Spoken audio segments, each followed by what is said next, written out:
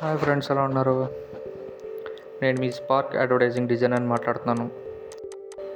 యాక్చువల్లీ నాకు already PR creations అని చెప్పి ఒక యూట్యూబ్ ఛానల్ అనేది ఉందండి.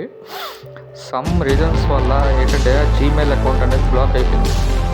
ఇప్పటికీ కూడా నేను ఇంతకుముందు నా యూట్యూబ్ ఛానల్లో ఒక టెలిగ్రామ్ గ్రూప్ అనేది ఏదైతే ఉందో ఇప్పటికీ ఆ టెలిగ్రామ్ గ్రూప్లో జాయిన్ అవుతున్నారు.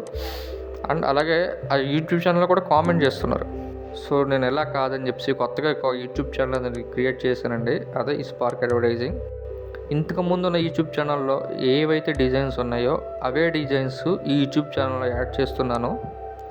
అలాగే కొత్త డిజైన్స్ కూడా movie posters, bill books, wedding cards, like logo designs ఇవన్నీ. సో మీరందరూ నా ఈ కొత్త యూట్యూబ్ ఛానల్ని ఎంకరేజ్ చేస్తారని, లైక్, షేర్ అండ్ సబ్స్క్రైబ్ చేస్తారని, అలాగే నేను ఆ డిజైన్స్ని ఇంకా కొత్తగా క్రియేట్ చేసి మీ ముందుకు యూట్యూబ్ ఛానల్లో పెడతానని తెలియజేస్తున్నానండి. మీరు చేయాల్సిందల్లా ఒకటే, ప్లీజ్ లైక్ చేయండి, షేర్ చేయండి, సబ్స్క్రైబ్ చేయండి. Thank you friends.